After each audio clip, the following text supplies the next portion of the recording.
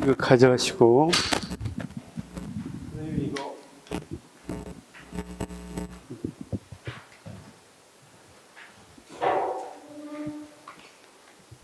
자, 복습 기출문제 다 풀어보셨죠? 혹시 질문할 게 있어요? 질문할 거? 뒤에 해설도 있으니까 해설 보시면 되는데, 질문할 거 있으면 질문하시기 바랍니다. 자, 우리가 지금 행정학에서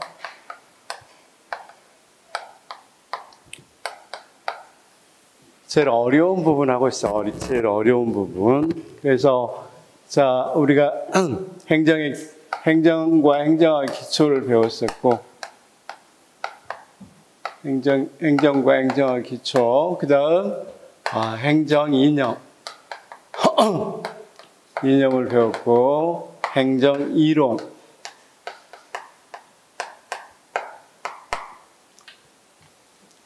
행정 이론. 자, 이 부분 하고 있죠. 이 부분 행정이론. 자, 행정이론이 조금 까다롭고 어렵고 이 부분만 잘하면 행정은 크게 어렵지 않다.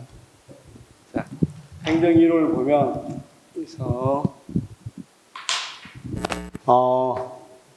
자, 시대별로 쭉 보면 우리가 1882년 3년 펜들턴법이 있었으니까 이때 사실은 이때부터 행정학이 어느 정도 정립됐다 이렇게 볼 수 있겠죠. 그렇죠? 그 다음 1929년 경제공황이 오기 전까지 우리가 이 시기에 어떤 게 있었다고요? 과학적 관리론하고 그렇죠? 인간 관계론.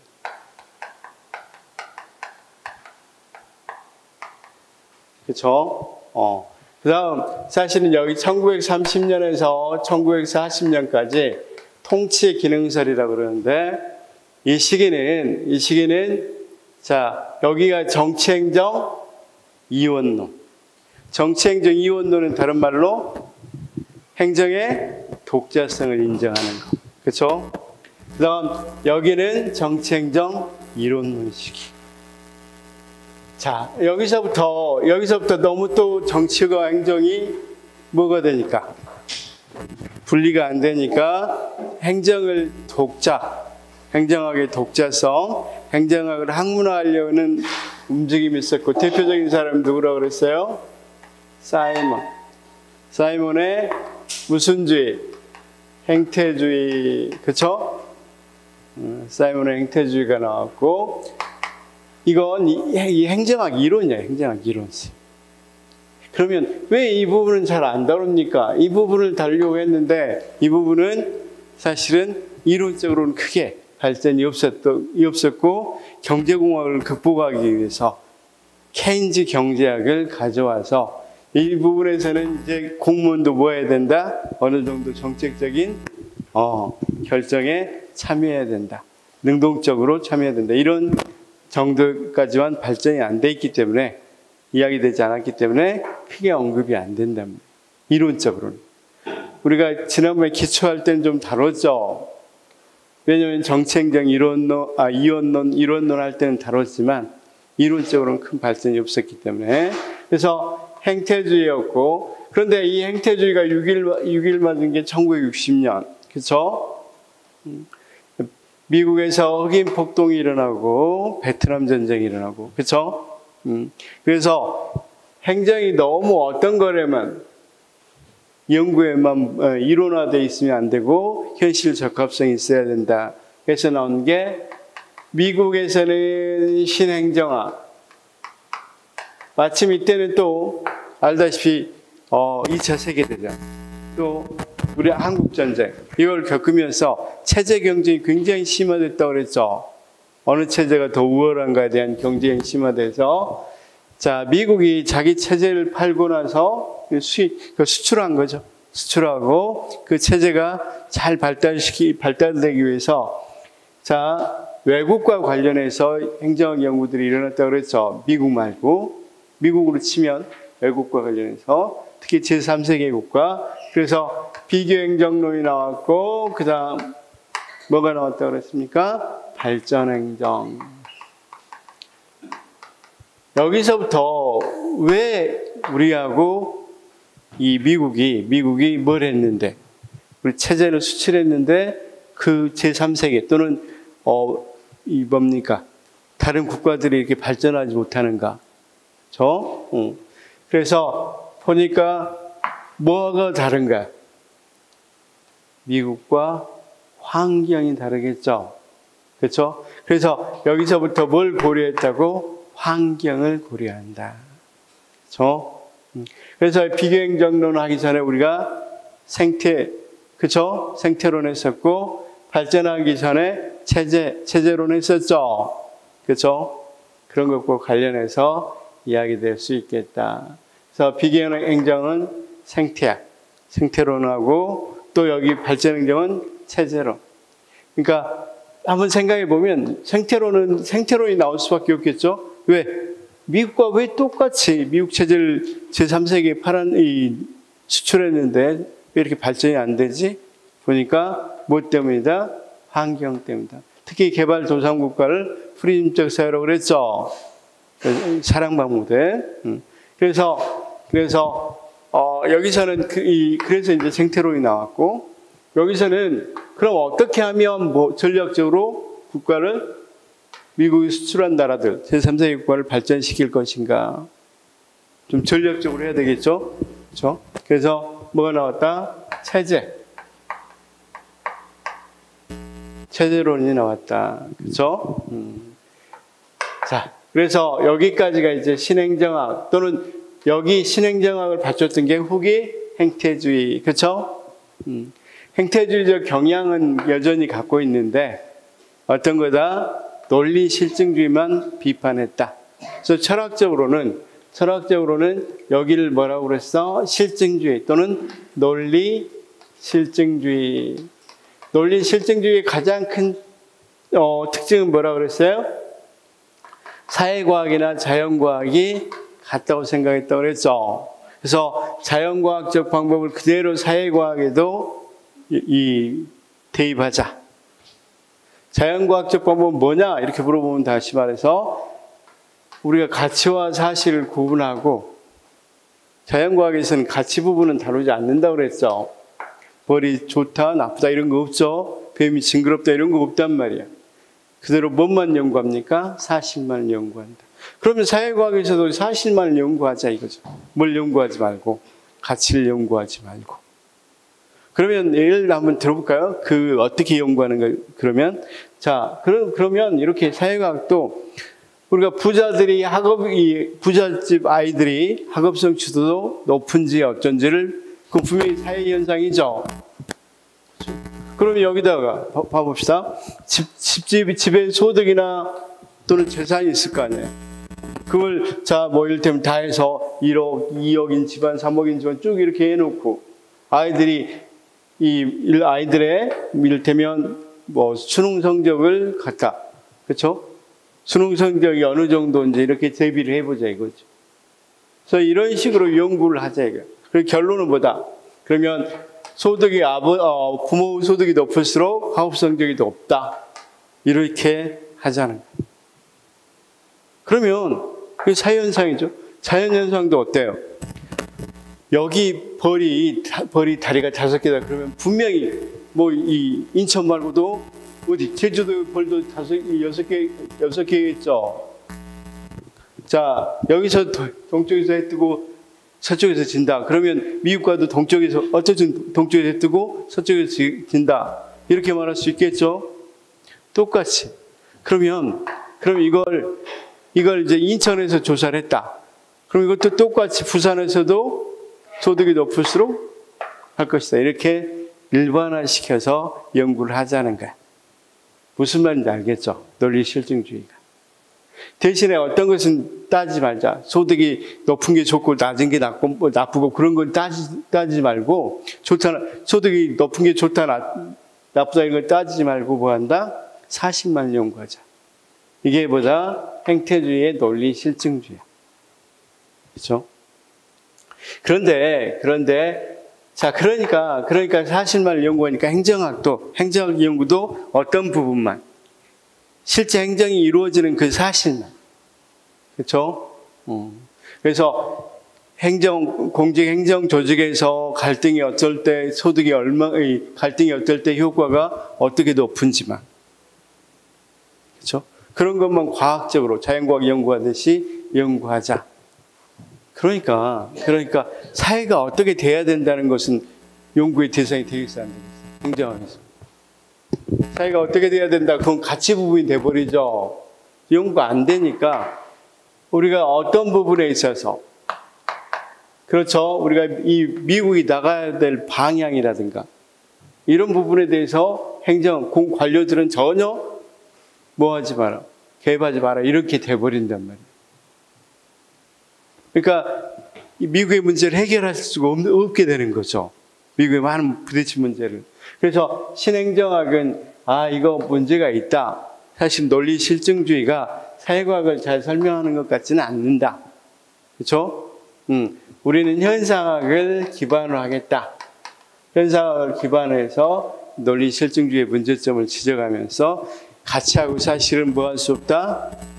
사회과학에서는 분리할 수가 없다. 가치는 항상 뭐하고 연결된다? 사실하고 연결될 수밖에 없는 거고, 쉽게 말해서 인간인 주체하고 대상인 여러 가지 사물이나 사회현상 객체하고를 분리해서 생각할 수 없다. 똑같은 거라도, 자, 두더지가 만들어 놓은 집이 있으면 그 집은 다람쥐에게는 뭐였어요? 감옥이었죠. 두더지에게는 좋은 방이었죠. 사람에게는 이렇게 뭐가 돼? 이걸 분리해서 생각할 수 없다. 그렇죠? 그래서 방이 24시간 어두워야 된다. 이건 두더지에게는 맞지만 다람쥐에게는 감옥에 대한 정의죠. 자, 다시 한번 봅시다. 우리가 그래서 사회과학에서는 객관적 실체가 있다 없다, 현상학은 없다. 그렇죠?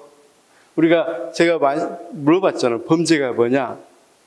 완전히 범죄인 거. 절대 누구도 말하지 못하고 완전히 사실로 범죄인 게 뭐냐? 이렇게 물어보니까 그래, 사람 죽인 거다.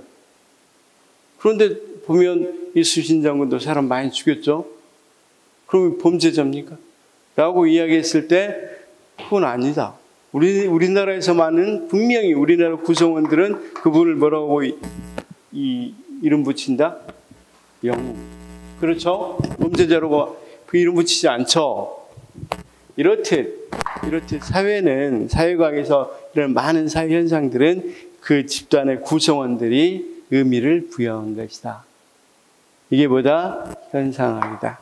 그렇다면 이 신행정학에서는 왈도등이 주장한 신행정학에서는 어떤 이야기를 하겠어요?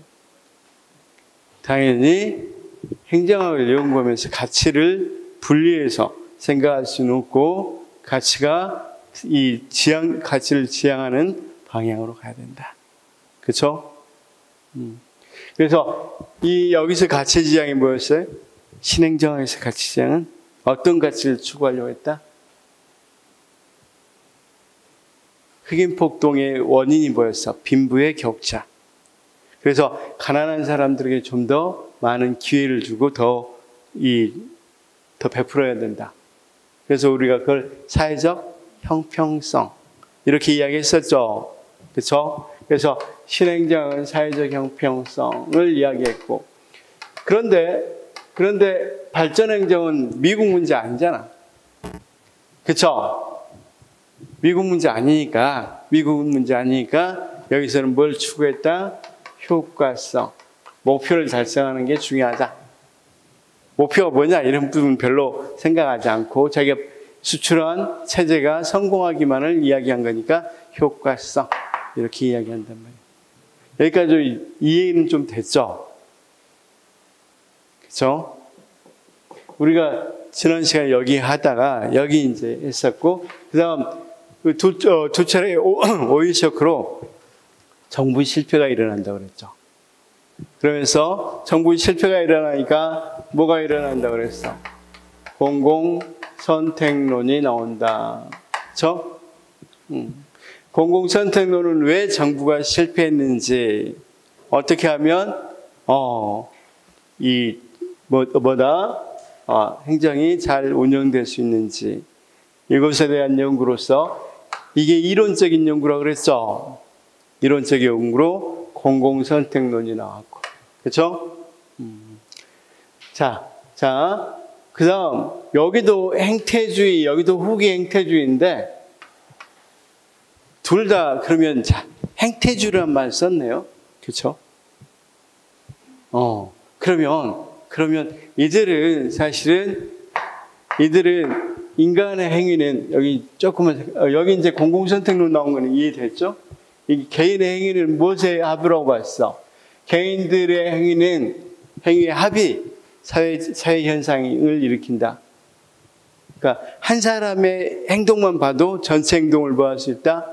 알 수 있다.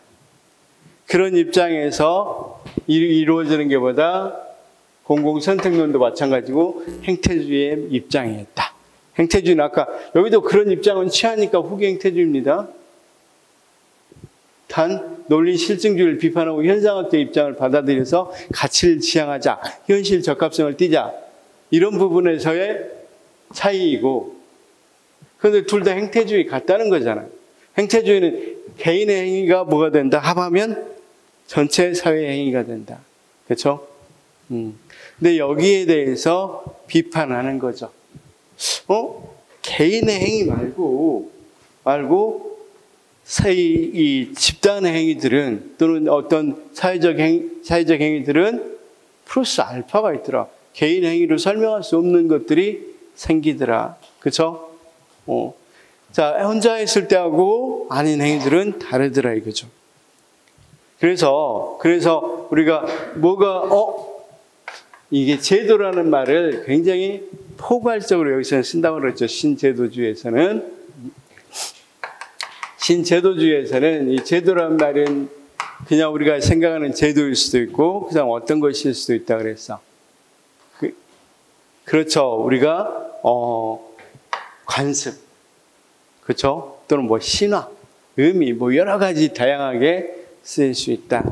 한마디로 인간의 행위는 뭐다? 개인의 행위만 조사해서는 도저히 사회 현상을 설명하기가 힘들다. 그렇죠? 이들은 자, 공공선택론이나 행태주의는 방법론적 개체주의라고 그랬죠. 이걸 하나의 사람 행동을 알면 전체 사람 행동을 알 수 있다. 그런데 선생님 행위하고 선생님하고 선생님 네 명이 각각 행위를 제가 봤다 해서 한 사람만 봐도 다 같을 것이다 해서 보통 행태주의 나갔는데, 이분들이 예비군 훈련 가면 어떻다 그랬어? 평소에는 되게 뭐했던 사람들이, 그렇죠? 평소에는 굉장히 합리적으로 이성적으로 행동했던 사람들이 예비군 훈련만 가면 개판이 된다고 그랬죠. 그렇죠? 그래서 우리가 그런 행위들이 왜 일어나는지를 연구하는 게 신제도주의다. 신제도주의는 반법론적 개체주의에 대해 상당히 비판적이다. 물론 신제도주의는 좀 다양하기 때문에 여러 가지 조금 하나로 해결해서 말하기는 좀 힘들지만, 일단은 신제도주의는 그런 입장이다. 그렇죠? 자, 그래서 이것도 좀 복잡한 게, 이게 이제 이거 공부할 때가 제일 좀 복잡해서 좀 따라하기 좀 힘든데, 좀 정리를 잘 따라와 보시기 바랍니다. 제도주의는 그럼 어떤 걸 설명하려고 그래? 제도나 규범이나 관습이나 이런 거에서 우리 인간의 행동들이 정해질 수도 있다. 그렇죠? 그래서 여기서는 어떤 게 있습니까? 역사적 제도주의하고 사회적 신제도주의하고 합리적 선택 신제도주의가 있다. 근데 이 합리적 선택은 이게 공공선택론하고 또 같기 때문에 조금 헷갈릴 수가 있단 말이에요. 그 부분만 조금 조심하면 돼요. 조금만 조심하면. 자, 그러면 이런 거라고 그랬죠. 자, 우리 한번 생각해 봅시다. 사회 현상을 제가 설명하겠습니다. 우리가 지난번에 이야기했다시피 무할 때 피곤해서 지하철 타고 가는데 자리가 비어있다. 그러면 내가 합리적 행위자라면, 행태주의나 이런 합리적 행위자라면 뭐 하겠어요? 앉아야 되겠죠. 그래야 뭐 할 수 있어? 내가 편안히 갈 수 있단 말이에요. 훨씬 더 합리적 행위죠. 그런데 여러분 지하철 타고 있을 때 옆에 노약자가 계시면 함부로 앉기 좀 힘들죠. 노약자석이 비어있더라도 그냥 안 앉죠, 그냥. 왜 그래요? 그게 더 합리적보다는 적절성을 택한다. 사회행위 때는. 그러면 여기서는 설명할 수 없잖아, 그런 것들을. 그죠? 그 다음 우리가 이렇게 이야기했잖아. 그게 이제 사회적에서 주로 이야기하는 거란 말이에요. 자, 그러면 이제 무슨 말인지는 알았으면 이제 이걸 나누어서 하나하나 설명해 보도록 하겠습니다. 역사적 신제도주의부터. 대강 흐름은 좀 파악됐어요? 이것만 잘 파악되면 나머지 나중에 하는 것은 크게 어렵지 않습니다. 그렇죠? 자, 신제도주의 한번 보시면, 신제도주의 유파부터 한번 봅시다. 유파 148페이지 역사적 신제도주의. 그러니까 신제도주의는 획일화 딱 어떻게 정형화되어 있는 게 아니라 다양하다고 그랬습니다. 주장하는 사람. 그러면 이건 어떻게 봐야 되느냐? 선생님, 이런 이론들 같은 경우는요, 어떻게 보시면 되냐면, 논리 실증주의가 맞다, 현상이 맞다, 이러면 안 돼요. 그렇죠? 이건 쉽게 말해서 자기가 보는 안경이라고 생각하면 돼요. 이 틀로 보면 이렇게 보이는 거고, 이 틀로 보면 이렇게 볼 수 있는 거고, 그 틀이라는 것만 알아두시면 되는데, 역사적 신제도주의, 그러면 행태주의가 맞다, 뭐 제도주의가 맞다, 이런 게 전혀 아닙니다. 신제도주의는 사회적 행위를 그렇게 본다는 거야. 그러면 한번 봅시다. 역사적 신제도주의는 정치학적 접근이고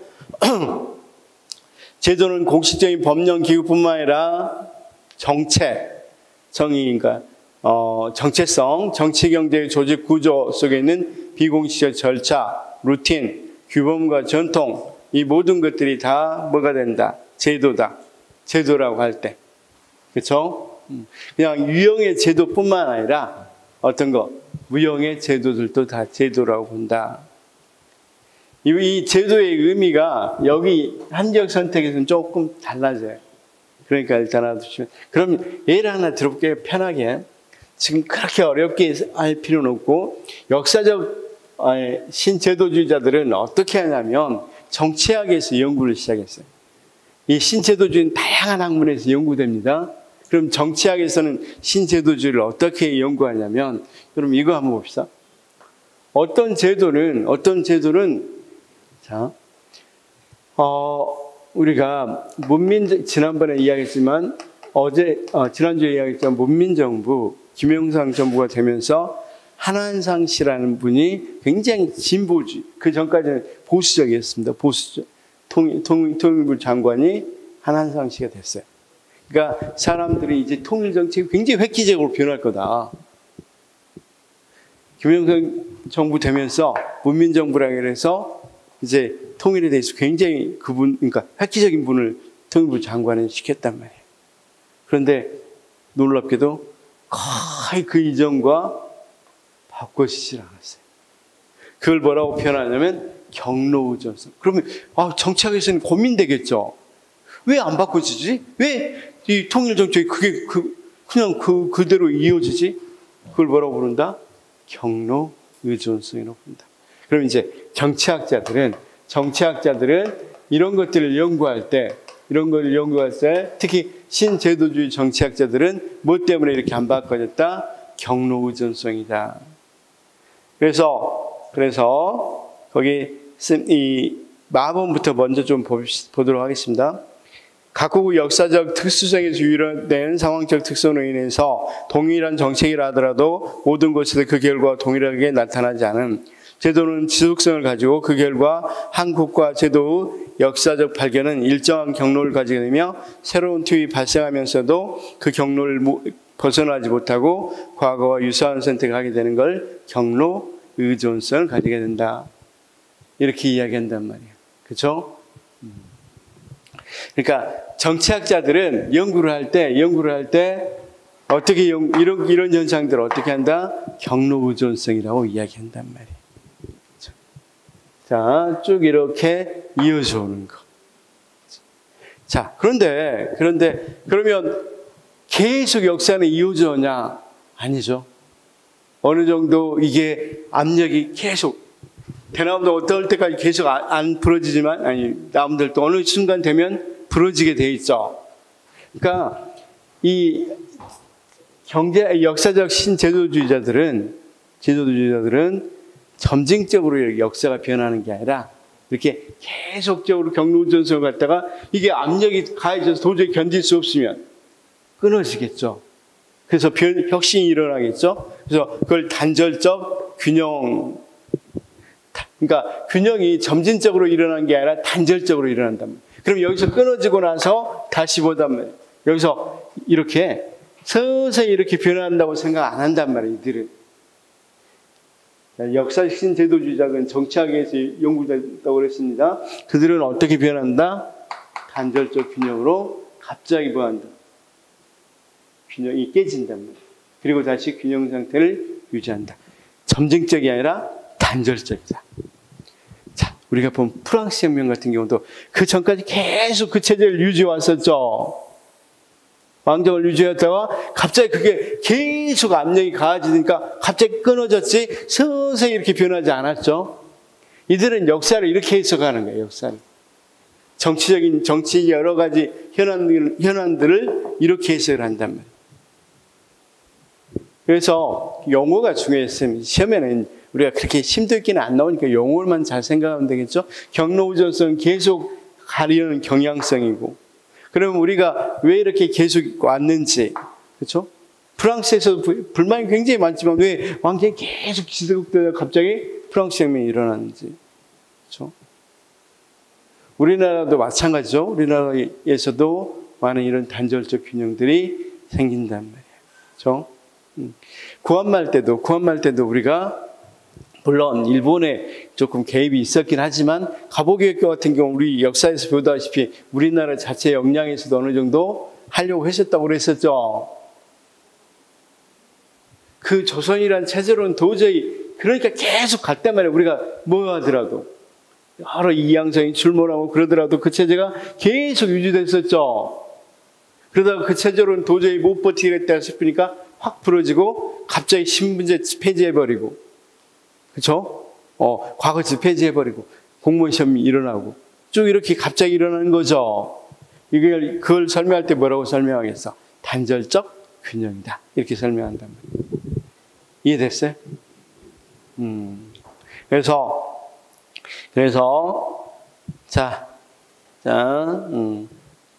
이제 무슨 말씀인지 알겠죠?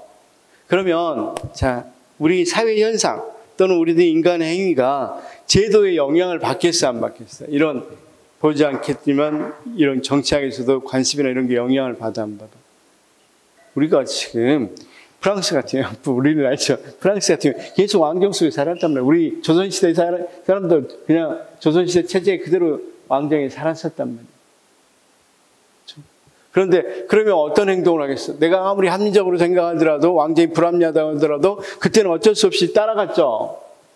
내 행동은 그대로 거기에 맞게 행동하겠죠. 그런 것들을 경로우전성이라고 그래요. 근데 어느 순간 이게 도저히 견딜 수 없어서 깨졌고 다시 균형으로 갈 때 다시 다른 그것에 맞는 행동을 하겠죠. 그러니까 정치하게 생기고, 그러면 역사적 신제도주의에서 가장 중요한 말은 두 말이다. 경로우전성과 단절적 균형. 그렇죠? 그런데 이 역사적 신제도주의는 그러면 어디 쪽에 좀 더 중점을 뒀냐면, 왜 이 A나라하고 B나라하고 다른가? 차이점에 주로 중점을 뒀어요. 차이점에. 그래서 거기 나오죠. 독립변수와 종속변수로 제도, 이런 말들은 쌤 좀 어려운데 조금만 생각해 봅시다. 독립변수라는 것은 독립변수, 종속변수, 그렇죠? 우리가 자 봐봐, 공부 방법을 바꾸면 학업성 지도가 얼마나 변할까? 그럼 공부 방법을 바꾸는 건 독립변수야. 그러면 종속변수는 학업성 지도라는 거죠. 그렇죠? 그러면 다른 말로 여기 있는 제도들이 인간이 제도를 바꾸면 자, 인간은 영향을 받는다 그랬죠. 그 제도에.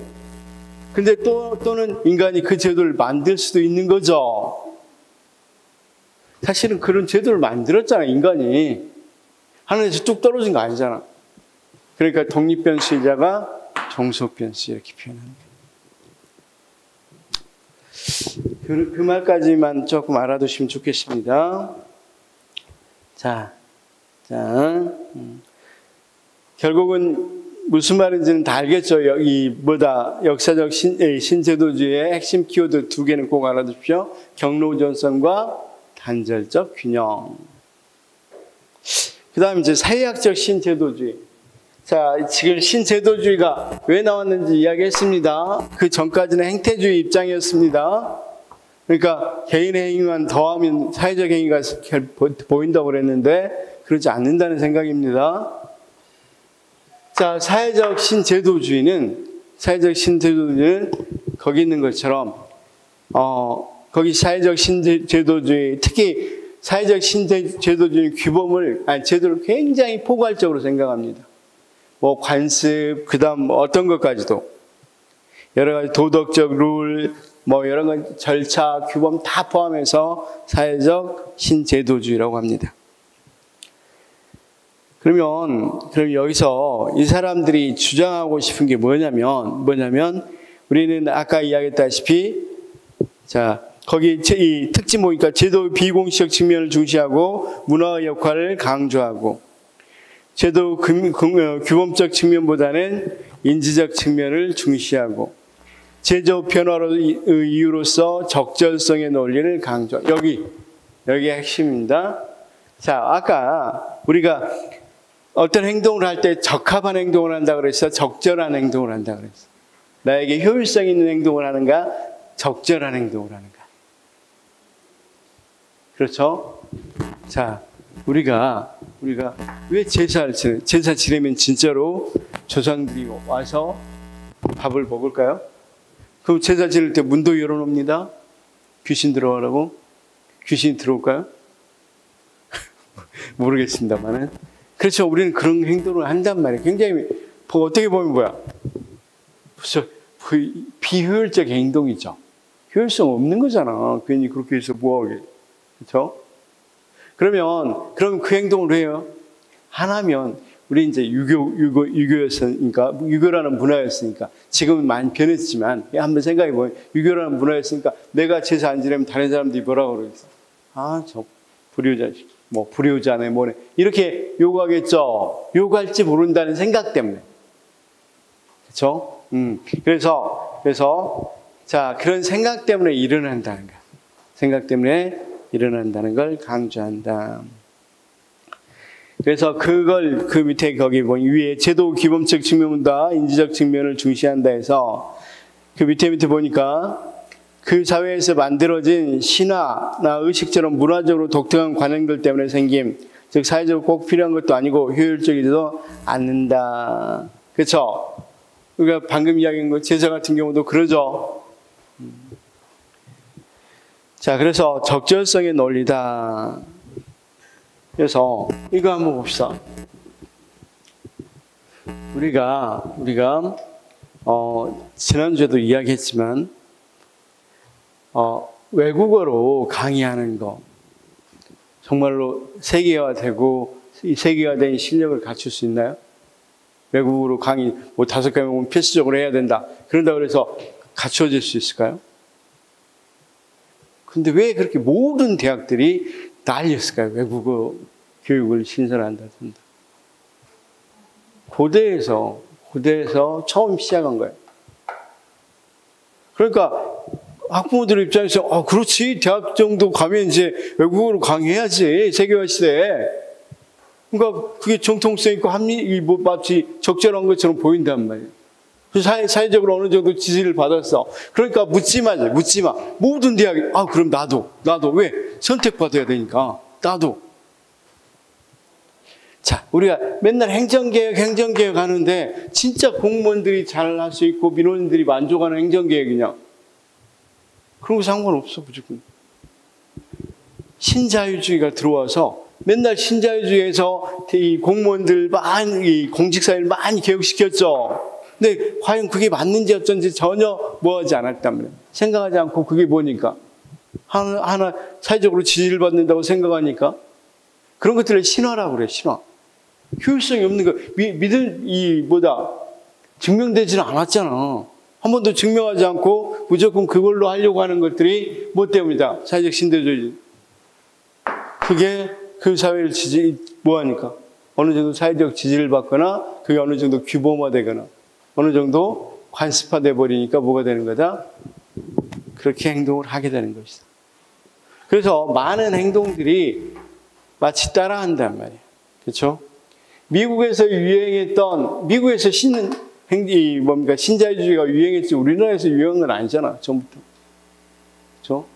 근데 그걸 가지고 우리나라도 그냥 거의 무비판적으로 수용했죠. 그런 것들이 신제도주의고, 그런 것들을 중요한 용어로는 배태성이라고 그러는데 거기 안 써졌어요. 좀 빠졌네. 뒤에 OX 풀 때 한번 보겠습니다. 그런 것들을 우리가 배태성이라고 합니다. 배태성. OX에서 한번 보고서. 여기 빠졌네. 우리 저기 요약집에 있는데, 163페이지. 사회학적 제일 밑에, 163페이지 제일 밑에, 사회학적 신제도주의에서 개인 행위는 고립된 상태에서 선택되는 것이 아니라 사회관계에서 의하여 영향을 받는다는 의미에서 배태성이라는 개념을 사용한다. 여기 X로 되어 있는데 옵니다. X로 되어 있는데 옵니다. 163페이지 제일 밑에 36번. 이걸 어떤 개념으로 설명한다고요? 배태성이라는 개념으로 설명한다. 그렇죠? 그 다음 여기 이제 그러면 우리가 방과 같이 뭐가 됐었어? 모두 다 이렇게 유사하게 변했죠. 이런 현상을 동형화라고 해요. 그러면 자, 역사적 신제도주의는 경로우전성 단절적 균형이 중요하다면 사회적 신제도주의는 배태성하고 유형화란 말이죠. 아니 동형화, 미안해요. 동형화. 그래서 동형화는 세 가지가 있죠. 강압적 동형화.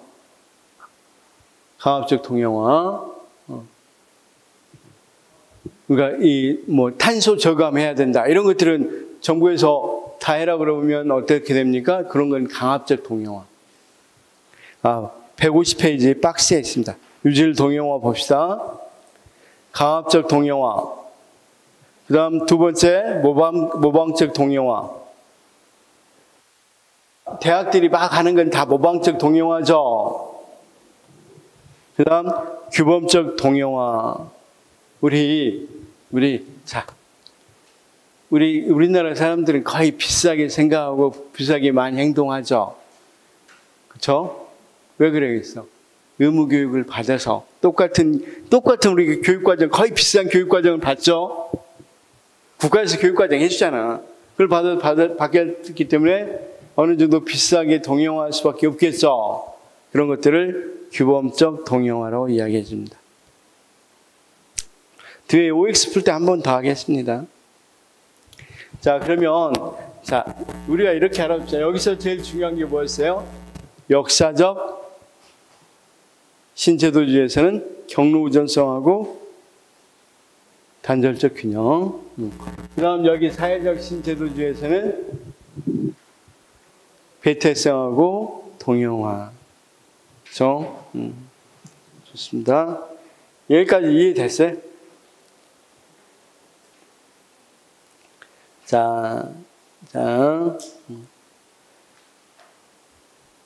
그 다음 함적 선택 신제도주의는 이거 이제 좀 달라요. 그래서 우리 스님들이 이해하기 조금 힘들어서 그래요.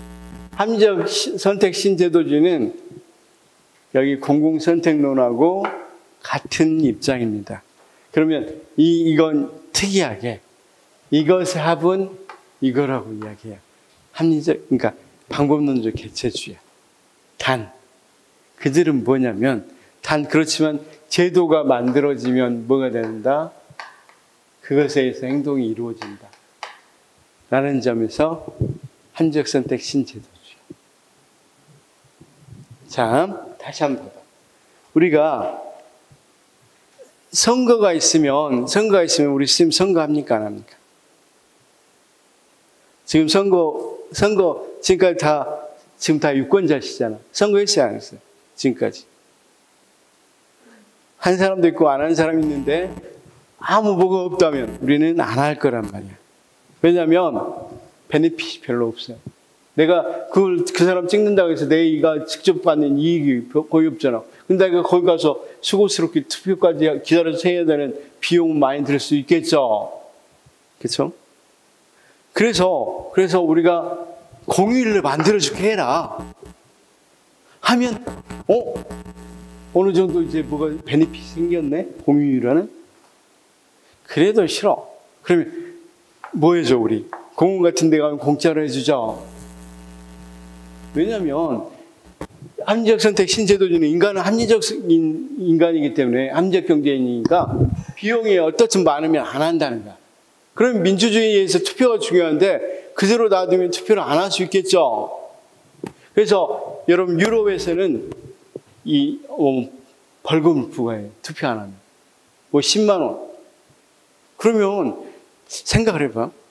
내가 공공연 생각하면 내가 갔다 오는데 한 3만 원 든다. 5만 원 든다. 그래도 뭐 하는 게 낫겠어? 하는 게 10만 원 내는 것보다 낫겠죠. 그럼 결국은 함적 선택 신제도주의는 뭘 만들면 된다? 제도를 만들면 문제를 어느 정도 해결할 수 있고 제도에 의해서 어느 정도 인간 행동은 결정된다. 다시. 이 사람들은 인간은 함적 선택을 한다고 생각해요. 그런데 어떻다?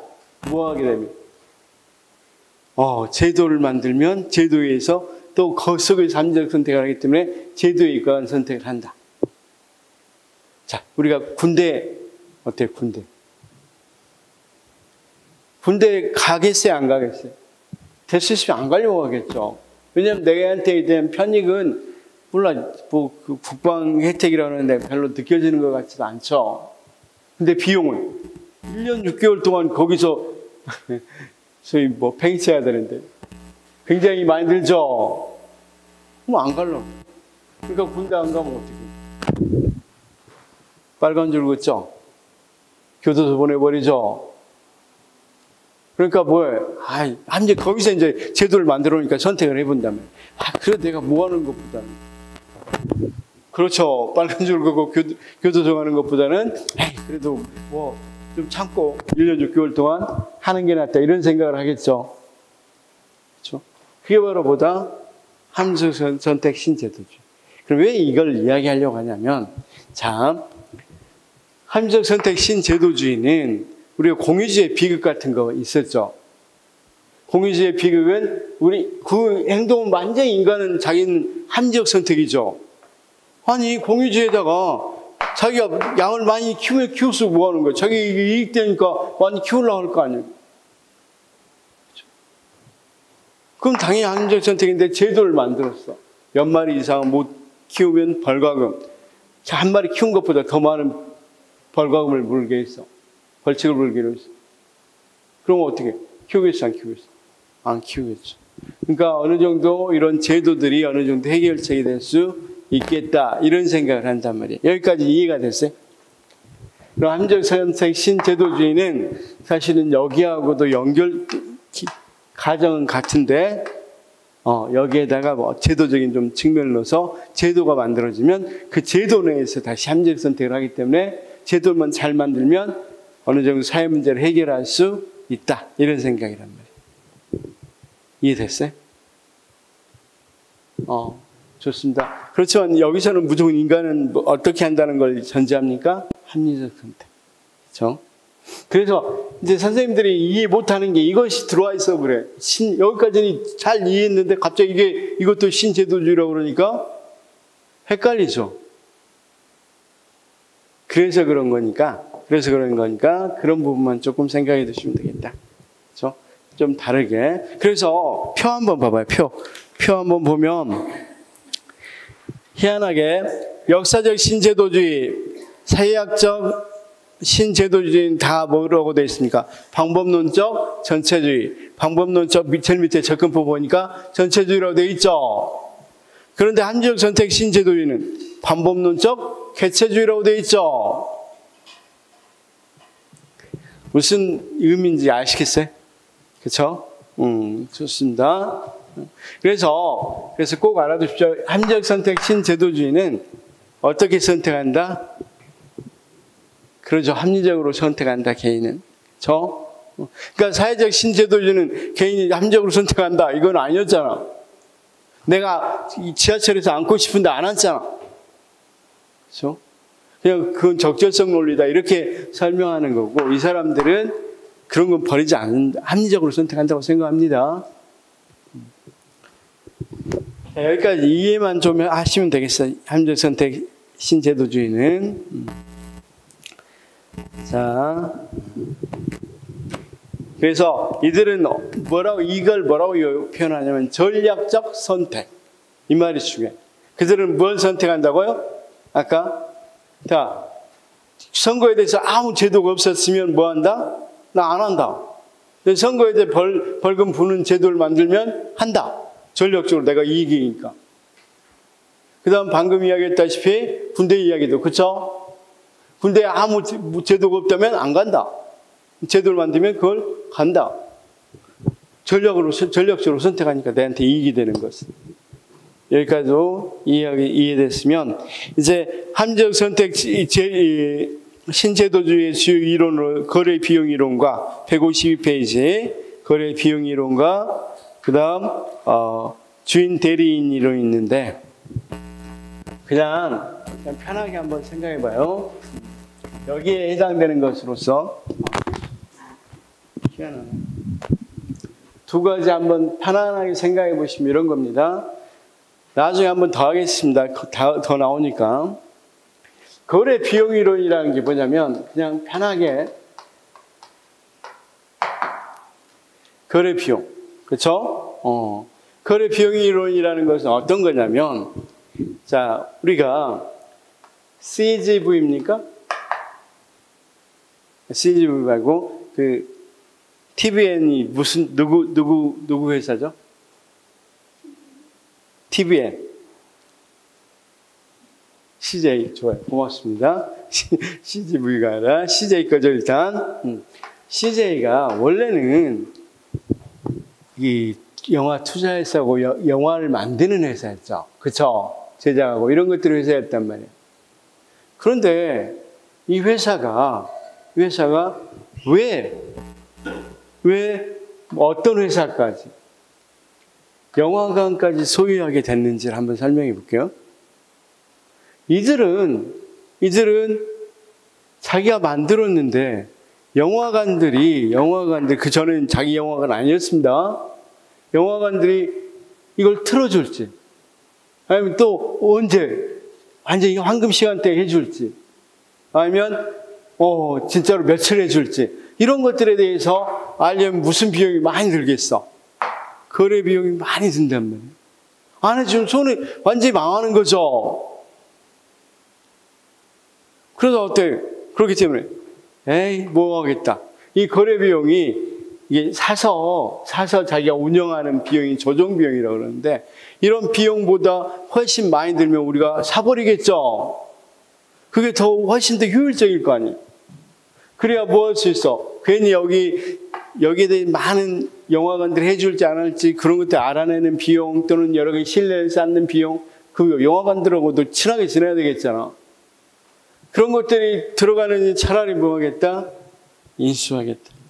그러니까 재벌들이 뭡니까? 자동차 회사는 휠이라든가 이 타이어라든가 이런 회사들을 자기들이 자회사로 거느려버리죠. 왜냐하면 뭐 할지 모르니까. 이들이 언제 공급될지, 진짜 공급이 안 될 수 있는 그런 여러 가지 뭐가 있어. 거래 비용들이 있는데 그걸 통합해버리면 거래 비용이 상당히 줄겠죠. 그렇죠? 나중에 설명하겠지만, 그래서 이 거래 비용 이론들은 많은 회사들이, 이 많은 조직들이 계층제들이 형성되는 거. 이런 것들이 이렇게 수직적 계열화 이렇게 되는 거죠. 그렇죠? 그런 것들을 설명해 줘요. 거래 비용 이론. 이건 뒤에 나중에 심도 있게 한 번 더 할 겁니다. 무슨 말인지는 알았죠? 그렇죠? 그래서 이건 전략적 선택을 한 거죠. 훨씬 더 뭐하니까. 비용이, 아까 말했잖아. 비용보다, 아니, 봐봐. 이 비용이 더 적게 들어간다면, 나의 사사하는 게 적게 한다면, 훨씬 더 전략적으로 선택할 수 있는 거죠. 아니, 비용이 적게 들어가야 되잖아. 그래야 수익이 남는 거죠. 그쵸? 그래서 전략적 선택을 하고 있는 거래 비용 이론 같은 경우가 합리적 선택 신제도주의 주요 이론이다. 이렇게 말할 수 있는 거고, 그 다음 넘어가시면, 그냥 지금은 깊게 알 필요는 없습니다. 우리 시험도 이 정도에서만 나와요. 이 정도에서만. 나중에 조금 더 심도 있게 조금 더 한두 가지만 더 들어가면 되는 거고. 그 다음, 합리적 선택 신제도주의 주요 이론에서 154페이지 보면 주인 대리인 이론이라는 게 있어요. 주인 대리인. 이것만 설명해 볼 거니까 이건 이해만 하시면 됩니다. 이것도 이제 아까 전략적 선택 문제인데 한번 봅시다. 주인하고 대리인은 일반에서 말하면 우리가 편의점 주인하고 아르바이트. 편의점에서 보통 뭐합니까? 물건을 실제로 파는 사람들은 알바생들이죠. 그 다음 주인은 알바생이 맡겨놓은 거잖아요. 그런데 여기 한번 생각해 봅시다. 자, 주인이 150만 원 정도 안 나와. 뭐 이를테면 뭐 하루 종일 하는 걸로 치고 8시간씩 하는 걸로 하고 200만 원 줄게 뭐 한다. 알바생을 모집하겠다. 뭐 250 준다 합시다. 250. 우리가 최저임금 생각하지 말고 그냥 200이다. 그러면 여기에 응시하려고 하는 사람들은 어떤 사람일까요? 자기 능력이 내가 300만 원이다는 받아야 되겠다. 내 능력은 300만 원 정도야. 이런 사람하고 B는 내 능력은 한 100만 원이니까 150. C는 100만 원만 줘도 나는 좋겠다. 내 능력은 워낙 쳐보고 워낙 못하니까 100만 원만 줘도 되겠다. 그러면 누가 여기 이제 지원하러 가겠어요? 이 사람은 안 가요. 이 사람들만 간단 말이에요. 그러면 주인은 뭘 할 수밖에 없어. 이 사람들의 대리인이 얼마나 잘하는지를 모르니까 정보는 이 사람들만 알고 있는 거잖아. 그러니까 어떻게 되겠어요? 주인은 쉽게 말해서 그걸 역선택이라고 그래요. 그 밑에 역선택이라고 나왔죠. 계약 전 감춰진 특성 이렇게 돼 있죠. 자, 154페이지 밑에 역선택과 도덕적 해이 나와 있죠. 자, 그런 것들은 우리가 건강보험 같은 경우도 생각해봐. 건강한 선생님이 괜히 20만 원씩 주고 이 보험료 20만 원 주고 가입하겠어? 근데 굉장히 아파, 골골해. 그런 사람들은 내가 뭐 할 수 있겠어? 20만 원 준다 하더라도 생각해보니까 나중에 훨씬 더 많이 받을 수 있을 것 같아요. 그런 사람들은 가입하겠죠. 그러면 이 보험회사들은 결국은 위험이 큰 사람들만 뭐 할 수밖에 없겠어. 선택할 수밖에 없겠죠. 이런 것들. 그러면 이 사람들은 나 어디 골골해요 이렇게 말하겠어, 안 하겠어? 안 하죠. 중고차 시장도 그래, 중고차 시장도. 중고차 시장도 사실은 자기가 팔라고 그럴 때부터 자기가 내역을 모르잖아. 요즘은 중고차 내역도 다 알지만 광고도 많이 나오죠. 중고차 내역까지 다 안다고. 근데 사실은 뭐 그거 있다 하더라도 모르면 어떻게 돼? 이 사람이 이 홍수조에서 물에 잠겨 있었는지 보이는데 어떻게 할까? 그러니까 중고차 시장에는 가격이 뭐 800만 원대 그러면 그보다 낮은 내 차가 그 정도보다 저질인 그런 차들만 내놓겠죠. 맞잖아요. 그러면 그렇게 선택할 수밖에 없잖아. 그런 것들 역선택이라고 그래요. 자, 그래서 어쨌든 이렇게 해서 뽑았습니다. 자, 그런데 다행히 역선택이 안 일어나 잡시다. 200만 원 정도의 정보를 몰랐는데 200만 원짜리 능력 있는 사람이 이용이 됐다고 그래봐. 그럼 그 다음부터 이 알바생이 뭐 하는지 주인이 CCTV 보면 알겠지만 주인이 완전히 다 파악할 수 있겠지, 하루 종일. 알바 입장에서는 뭐 받는 돈은 똑같으니까 열심히 하는 것보다 뭐 하는 게 자기한테 전략적 선택이야. 좀 쉬엄쉬엄 하는 게 내 건강에도 좋고 더 낫겠죠. 하루 종일 냉방병 걸리려고 거기 있는 것보다는 좀 들락달락도 하고, 그렇죠? 근데 좀 피하기 위해서 조금 졸기도 하고, 그래야 나한테는 이득이잖아. 그럼 당연히 그런데 이 사람들이 그 정보를 다 아는 게 아니라 주인은 모르잖아. 그럼 어떻게 되겠어? 그 행동을 도덕적 해이라고 그래요. 자, 도덕적 해이는 일단 계약 협상이 끝나면 대리인 행동 관찰할 수 없는 점 때문에 발생한다. 무슨 말인지 알겠죠? 그럼 결국은 이런 전략적 선택들이 일어날 수밖에 없겠죠. 사회에는. 그러면 우리가 어떤 걸 해야 되겠어? 자, 이걸 한번 막아보려고 한다면 먼저 어떤 거? 생명보험 회사들은 뭘 내라? 정보를 내가 모르고 있으니까 당신의 여러 가지 건강기록 같은 것들을 제출해라. 아니면 건강기록 가짜로 제출할 줄 모르니까 직접 가서 혈압재고 뭐 다 해본단 말이야. 그렇죠? 정보를 공시하는 거. 정보 공개해라. 그리고 중고차도 정보 공개하게 공개 제도를 만들면 공개하도록 돼 있죠. 이렇게 해서 뭐 한단 말이야. 어느 정도 역선택을 방지할 수 있겠어, 없겠어? 방지할 수 있겠죠? 또는, 이게 제도 문제야. 이거 하려고 할 때 성과급 주면 어떻게 되겠어? 네가 파는 만큼 뭐 할게? 파는 만큼 더 많이 줄게. 그러면 더 열심히 해서 팔려고 하겠죠? 도덕적 해이 별로 잘 안 일어나겠죠? 왜냐면 내가 많이 팔아야 모을 수 있으니까, 내가 더 많이 가져갈 수 있으니까. 그런 것들을 우리가 뭐라고 그래? 제도, 그러니까 여기서는 그런 것들을 하게 되면 그런 전략적 선택에 있어서 그런 제도들이 만들어지면 어떻게 되겠어요? 이런 문제들을 해결할 수 있겠죠. 그래서 그런 이야기들을 하고 있습니다. 그래서 거기 보니까 154 제일 밑에 역선택과 도덕적인 극복 기제 신호 발송, 이건 사실은 어떤 걸 이야기하냐면 아까 정보 공개 같은 거 하는 거, 또는 자기 능력과 자신에 관한 정보를 주인에게 드러내는 방법을. 그러니까 이력서 같은 거 써오라 그러죠. 그다음 선별한다든가 명성을 주변에 좀 명성을 듣고 제일 많이 하는 게 옛날에 여기서 아르바이트 했다면 또 주인들끼리 서로 모임이 있다면 저 친구 어떠냐고 물어볼 수 있는 거죠. 이런 명성. 그 다음 성과 중심의 관리를 한다든가 아까 성과급 같은 걸 하게 되면 도덕적인 어느 정도 방지할 수 있겠죠. 복수 대리의 설정, 이 부분은 조금 다른 이야기인데 이건 지금은 넘어가도 좋아요. 많이 나옵니다. 복대리라고 그래서 이제 민영화 때 나오는데, 그 다음 이제 이건 민간에서 뿐만 아니라 원래는 이제 정부 실패를 설명하기 위해서 나왔는데 뭐였어도 이 주인 대리로는 어디에도 적용이 돼. 정부 기관에도 적용이 돼. 정부 기관에도. 그래서 여기 한번 봅시다.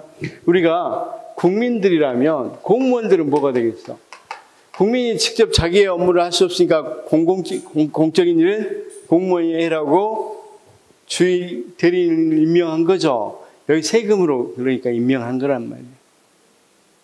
그러면 어떻게 하겠어? 일단 공무원들이 이 사람들이 일단 역선택 문제가 생긴단 말이에요. 이 사람들 진짜 실력 있는 사람이 했는지 안 했는지 모르니까 우리가 그걸 뭘로 이제 역선택을 막으려고 해? 공무원 시험. 시험 봐서 최소한 이 정도 능력이 있다고 생각하는 사람들만 그래서 뽑는 거야. 그 다음에 이제 공무원들은 이제 뽑혀서 체결됐어. 임용이 됐어. 그 다음에 어떻게 하겠어? 국민들이 공무원들이 하는 행동들 다 감시할 수 있겠어, 없겠어? 그럴 수 없으니까 거기 어떤 것들, 뭐 주민투표, 주민소환, 주민감사 청구, 주민소송 이런 것들은 다 무엇과 관련되겠어? 이런 공무원들의 도덕적 행위를 막기 위한 방법하고 많이 관련되겠죠. 그렇죠? 그래서 뭐 이해가 될지 모르겠지만 뭐 충북에서 이번에 많이 비가 왔다. 비가 와서 오송에서 사건이 터졌다. 그런데 보니까 이 도지사가 그걸 철저히 안 하고 다른 일 뭐 놀러 갔거나 그랬다. 그럼 우리가 지금 많은 시민단체 살려는 게 주민소환 같은 거 하려고 하죠. 이런 거 하면 도덕적 행위를 많이 할 수 있겠어, 없겠어? 그런 것들이 안 걸리기 위해서 열심히 하려고 하겠죠. 그런 의미야. 그래. 무슨 말인지만 알면 됩니다. 여기까지는. 여기까지는 이해됐어요? 무슨 말인지. 제일 어려워해요. 신제도주의 나오면, 시험 문제 나오면 사람들이 애워서 하는 경우가 많이 있는데, 최근에는 약간 애우는 걸, 문제를 조금 어렵게 해서 애우는 걸 방지하려고 그러니까 그 의미를 꼭 알아두시기 바랍니다. 뜬금없이 왜 신제도주의냐? 행태주의. 물론 여기는 행태주의에 기반을 두고 함정 선택한다고 하는데, 어쨌든 여기 행태주의의 방법론적 개체주의고 좀 다른 개체주의입니다. 그렇지만 어쨌든 여기는 방법론적 개체주의, 행태주의적 입장인데 주로 인간이 뭐 한다? 어떤 의지에 의해서 한다고 그런다면 여기서는 그게 아니라 제도에 의해서 많이 인간 행동들이 결정될 수 있다는 입장. 그래서 나왔다. 그렇죠? 자, 공공선택은 지난주에 했으니까 좀 쉬었다가 OX 문제만 한번 풀어봅시다. OX 문제부터 먼저 풀어볼게요. 혹시 이해가 안 되는 부분이